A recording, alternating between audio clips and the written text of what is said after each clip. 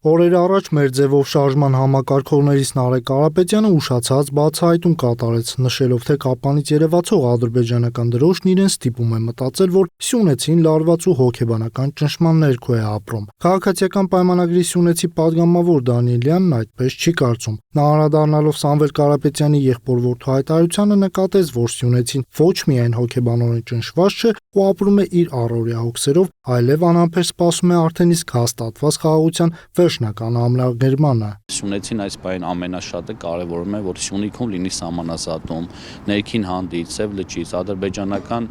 զորքը հետ գնա իրենց ելման դիրքեր եւ ազատի Հայաստանի սուվերեն տարածքը, որտեղ որ նրանք կանգնել են։ Մեր համար դա շատ ավելի կարևոր է, քան էմոցիաների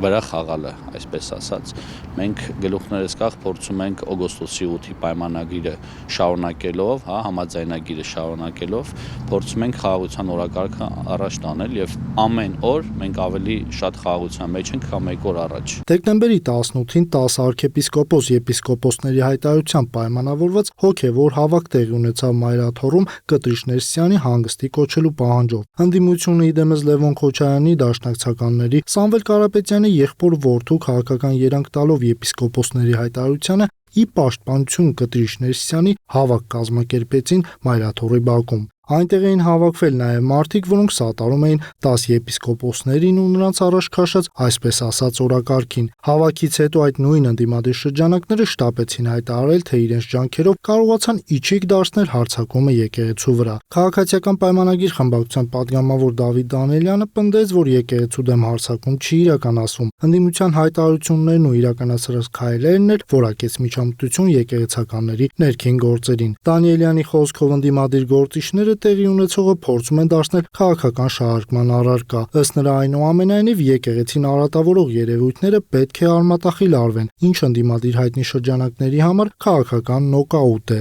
Տեսնում ենք, որ ընդդիմությունը չունենալով հստակ օրակարգ, փորձում է գոնե եկեղեցու միջոցով որոշակի ռեսուրս գեներացնել նախընտրական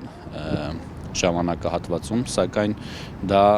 դատապարտված է անհաջողության։ Քաղաքացիական պայմանագիր խմբակցության պատգամավոր Դավիթ Դանիելյանը համոզված է, Գարեգին II հեռանալու է։